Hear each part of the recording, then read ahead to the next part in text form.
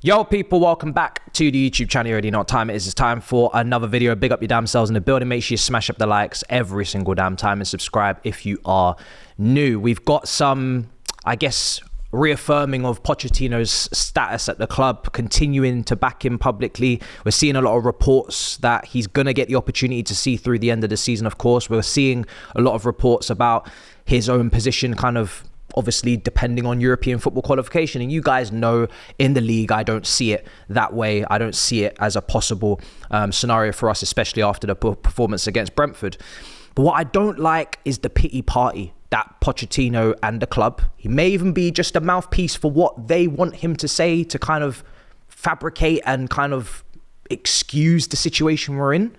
He may just be a mouthpiece. Maybe he's speaking on behalf of Egbali, or maybe these are not his own words. But if they are, you're saying them, you're going to be held accountable for them. And for me, the pity party around Chelsea, I can't cut the cake. I'm not involved because you guys have put yourself in this position.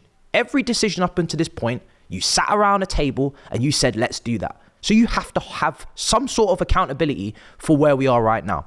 I take it back to the January transfer window in particular, right? We weakened our squad. I said this in January. These players were going, nobody coming in. Matson, who can play left wing back, who could give you some attacking reinforcements down that left-hand side. You've played him in pre-season, you know him. You've switched to that back three against Brentford. He's nowhere to be seen. He's scoring for Dortmund. Cool. You didn't want to use him? You didn't rate him too highly? You must hold that. You don't have an option for Chilwell now because Cucurella is not a left wing back. I don't know if you're going to stick with this formation, but that's an option you had. You made that decision. You have to have accountability for it. Another option, Andre Santos. At the time of deciding around that table between yourself and the directors, whoever's in charge for this, you've said we can loan him to Strasbourg. He's not playing under Patrick Vieira at the moment. He's on the bench. He's not seeing many minutes. That's your decision. You don't have any midfield. You don't have any options. You knew Lavia and Okuchuku were out. So you decided to take that midfield depth and you decided to send it outside of the club to give to Strasbourg to develop. You didn't bring on Cassidy. Is he not good enough? Again, that's your decision to keep him, to bring him back from Leicester and to loan out Andre Santos. That's your decision. Now, what hasn't been your decision is to bring these players in the first place, some of them.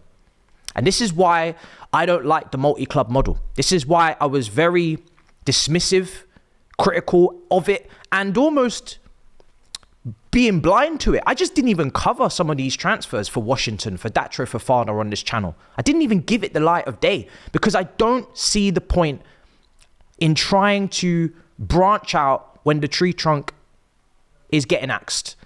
You have to focus on the club that you own from the get-go. You must focus on the biggest money puller, that is Chelsea, the biggest institution. The branches are extras, bonuses. Manchester City, City Group, but you do that after your home is taken care of. I gave you the Bellerin analogy. You can't plant trees without winning football matches. He didn't plant any trees. Do what you must do at home. Make sure your bed is spread before you go outside trying to change. And this is my thing with Chelsea. I won't be feeling sorry for you, even from a fan perspective, because I have to look from an outside perspective right now. Because everybody's got their own context. I've said this. The teams above us, like Brighton, they have their own context. In Ciso, he's been injured. Context. For Wolves, Neto's been out. Chan was at the Asian Cup. Context. Everybody's got their own context.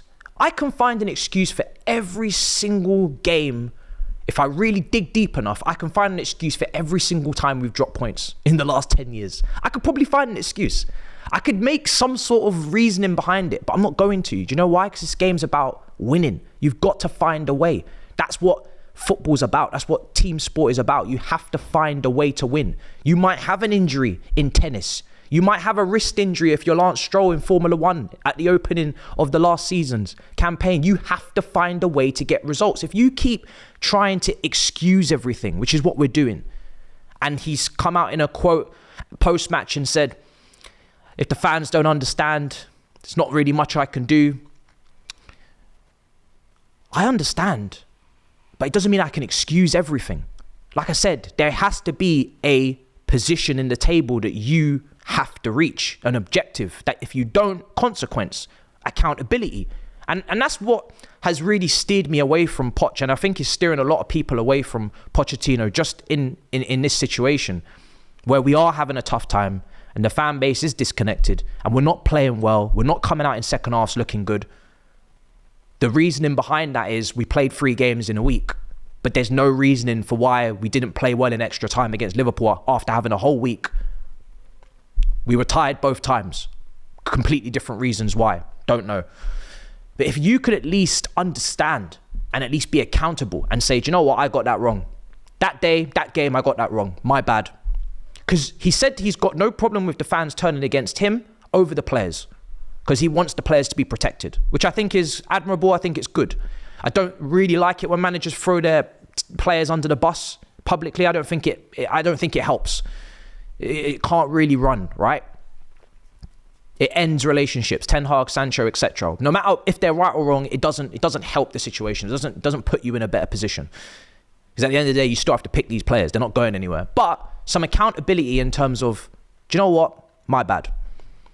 Do you know what? We need to do better. It's not okay. It's not context. It's not, yeah, this is okay. This is part of the process, part of the project. No, do you know what? It's not.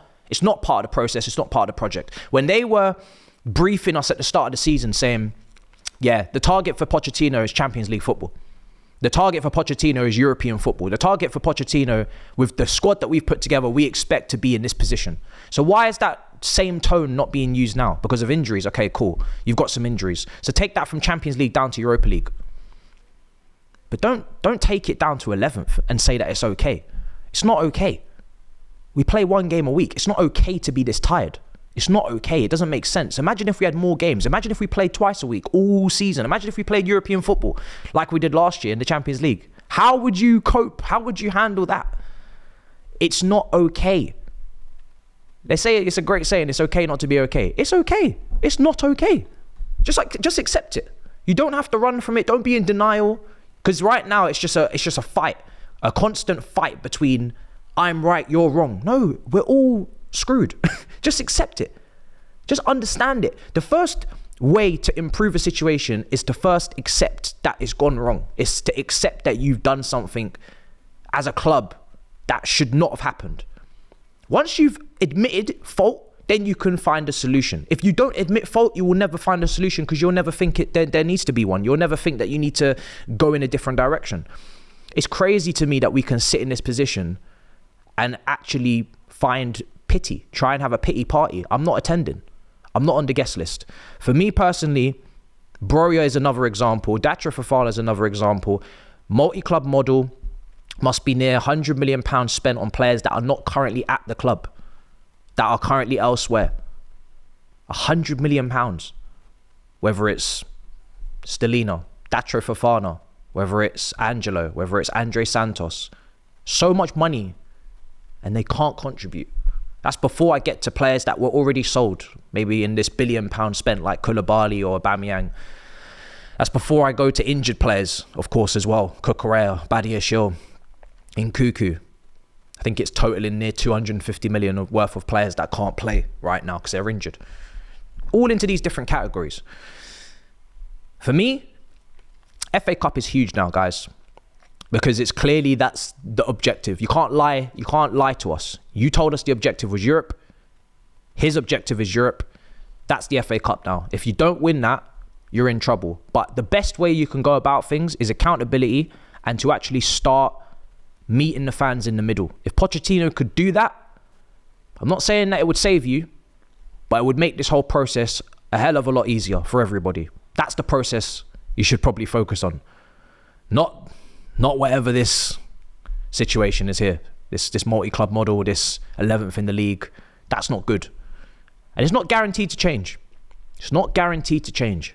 There's been many a time where big clubs have sat or dropped off, continue to fall off in positions that they would never see themselves being in. Things just didn't work out. They just never got better. They didn't improve. The players that they thought they would develop, they didn't develop. And they just stayed there. It's not a guarantee that we're going higher in the league. It's not a guarantee that we're going anywhere. We may be here. This may be our position until we radically change things. So there's no point trying to force feed this kind of narrative that everything's going to be okay. You can't predict the future. You genuinely can't.